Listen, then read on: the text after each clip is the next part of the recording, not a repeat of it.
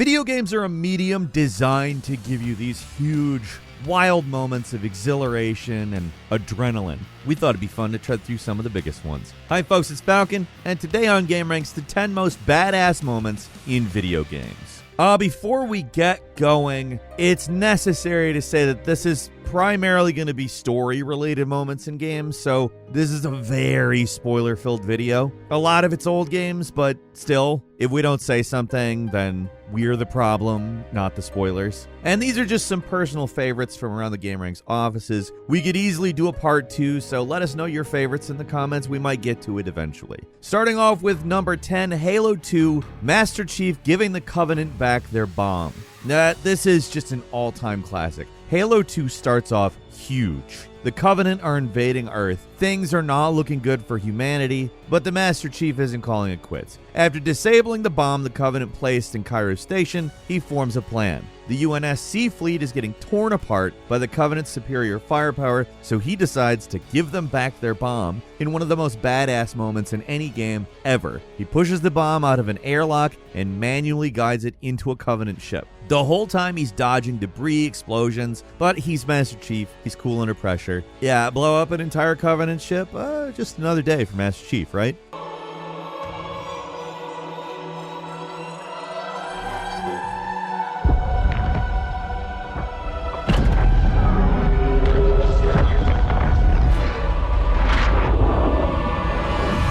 This scene was awesome in the original game, but it's even better in the Anniversary Edition, where it's rendered in immaculate CG. Honestly, the only reason this sequence isn't higher on the list is because it's only a cutscene. If you could control Chief and guide the bomb to its target, and then control your fall into the Earth's atmosphere, that would be like the one way for it to be more awesome, but it's still one of the coolest cutscenes in any game ever, and it earns a spot on this list.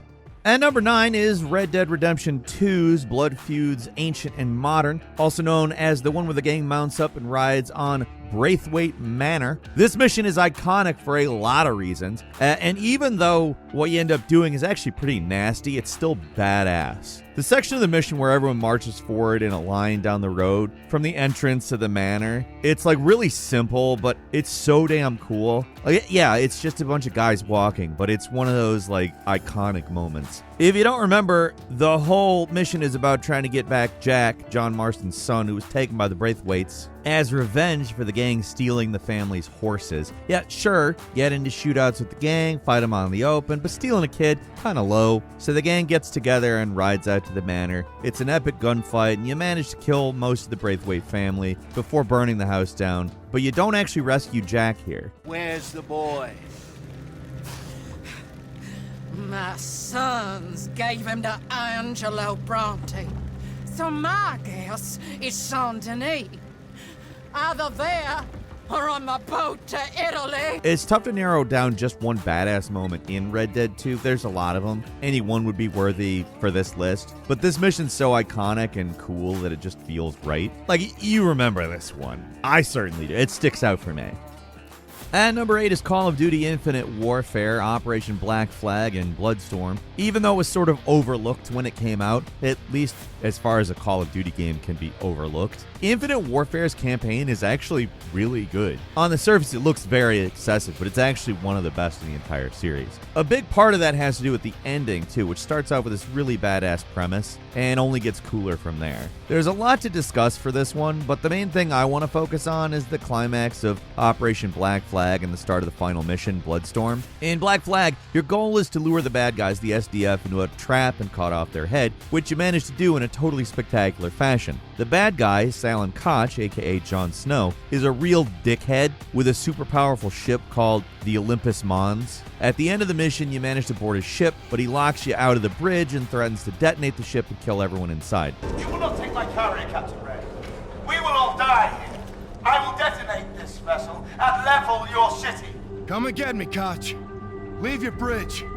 Pick up a weapon and fight. We don't fight. We attack. You're expecting a kind of grim ending, but no, instead of taking this guy's crap, you just hack a robot inside of the control room and take him out using the robot. Now that would be good enough, but things get really badass when you storm the control room and confront the man himself who's dying on the floor. He taunts you that killing him won't end the war, but instead of ending there with a big to be continued, you hijack the ship, invade SDF, and basically single-handedly destroy the entire fleet using their own flagship against them. The ending keeps going from there, and things don't stay quite as badass or hyped up, but the fact that that's what happens, it's insane. It's one of the most badass moments from the entire series. Like, I'm getting hyped up just thinking about it. And number 7 is Alan Wake, the Old Gods of Asgard rock concert. Let's go from something over the top, like a full-blown space war, to something a little simpler. If you've played Alan Wake, you know exactly what we're talking about. In episode 4, after you escape from the Cauldron Lake Lodge, you eventually end up at the Andersons' farm, a place owned by the Anderson brothers, the frontmen to a Scandinavian heavy metal rock band called the Old Gods of Asgard. A big mechanic in Alan Wake is light. It protects you from the Taken, these shadowy enemies, so your goal on the farm is to get the power working again, so you and your manager Barry will be safe in the light from the endless swarms of enemies. The whole sequence climaxes on the Anderson stage. When the power comes back on, you have to fight off a swarm of the Taken while the Old Gods of Asgard song Children of the Elder God plays in the background. It's an all-around awesome sequence that really lets you cut loose and just blow away enemies. It's far from the usual survivor horror vibes the game has, but it's so badass that it works. Why do you keep doing this to me? Do it for Barry, please, please. At number 6 is Sekiro, the final blow against the Sword Saint Ishin. It's really specific, this one, but I think it deserves a mention because of how satisfying it is. From Software games kind of rarely have these badass moments in the traditional sense. Sure, you can feel like a huge badass after beating a tough boss, but that's not usually reflected in the gameplay in any real way. Most of the time, at least. Sekiro is a game that's a little more cinematic than the other From games, and that's shown in the final death blows against the bosses, where it takes not just 1 but 2 hits to finally take down the many major bosses in a little cinematic scene that makes you feel like an unstoppable ninja assassin when you finally get the chance to see it. With the final boss, they go a step further. Instead of just taking the usual final blow like most bosses, this guy has one more trick up his sleeve where it actually deflects your killing blow, so you have to hit him again. This takes him out for good, and afterwards he accepts defeat, gets on his knees, allowing you to make the final, for real final this time, killing blow. It's a short sequence, but even though it's a few seconds, you end up feeling incredibly badass, especially when you see it for the first time and your blood is pumping and your palms are sweating. It makes the final boss look like a total badass for managing to deflect your final shot, while at the same time making you look even cooler for managing to beat him against all odds. It's really masterful. Sekiro. At number 5 in Asura's Wrath, the August boss fight.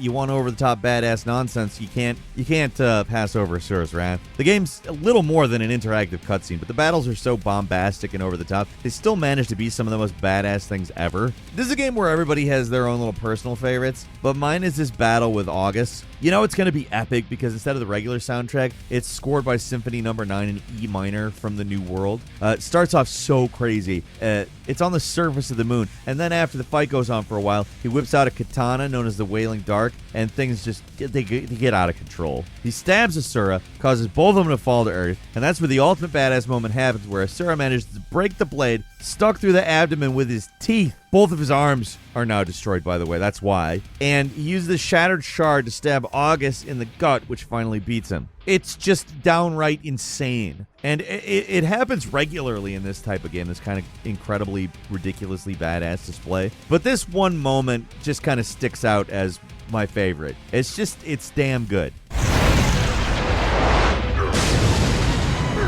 At number 4 is Devil May Cry 5, the Urizen rematch and aftermath. Dante is a little more subdued in Devil May Cry 5. Not as over-the-top outrageous as in 3 and 4, but it's actually kind of something that makes him more badass. Not that it really matters, because in this entry, the badass moment actually belongs to Virgil rather than Dante. The whole sequence is pretty cool all around. Dante finally manages to confront the bad guy, Urizen, who is revealed to be, of course, Virgil, Dante's brother. The pre-boss sequence and fight itself is just all around cool, so much so that it feels like it might be the end. And then they throw this twist at you. V reunites with Urizen to reveal the fully restored Virgil in one of the best bad guy reveals of all time. All he has to do is turn his head a little bit and let the character card do all the work. Virgil, the Alpha and Omega. It's amazing. It might be my inner DMC fanboy talking, but like, it's a really cool moment. And this series is just filled with cool moments. Virgil.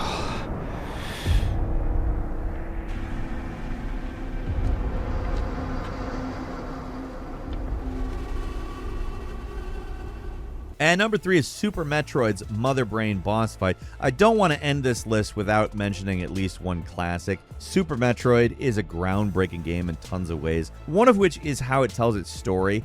Instead of stopping players dead and slowing things down to make players read through exposition, the story is told through the gameplay in a way that was revolutionary at the time, and one aspect of the game still makes it feel very modern in a lot of ways. Usually gameplay and story felt pretty separate in games back then. This game managed to combine the two in an amazing way, and it's best seen in the final encounter with Mother Brain. You probably know how this goes. You first face off with a brain in a jar, almost identical to Mother Brain from the original Metroid, but you do enough damage and its true form is revealed, a nasty alien-like monster that takes up half the screen. You keep fighting it, eventually it overpowers you, it seems like everything's lost, but at the last moment, the baby Metroid appears and starts draining the Mother Brain and gives the energy to you. The brain manages to come back at the last moment and kills the last Metroid, but you're supercharged from the energy it gave you, and that lets you get revenge and blow this thing away for the last time. It's everything you want in a cinematic ending. There's twists, shocking deaths, and a huge turnaround.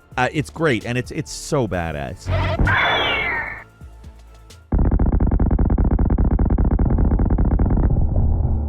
And number 2 is Yakuza Zero. The koozie fight in the sewer happens in Chapter 6. Yakuza is a series, it's the platonic ideal of badass. It's all about tough dudes fighting other tough dudes, usually over honor. Every Yakuza game has like a dozen amazingly badass moments that I could easily put here, but let's go with the easy pick here. I'm talking about the koozie battle when you fight him in the sewers. What's actually going on doesn't really matter, but what does matter is this. You're running down this drainage tube when this absolute madman shows up on a motorcycle and tries to joust with a steel pipe. Like, it's ridiculous, but in an act of true badassery or badassness or whatever, Kiryu just takes it head on, causing Kuzi to wipe out. That's when the real fight starts, all illuminated by the headlights of the crashed motorcycle, and the rest of it is almost as badass as the start. It's one of the coolest boss fights in a series that's like full of just cool boss fights, and would probably gotten the top spot if not for the next game.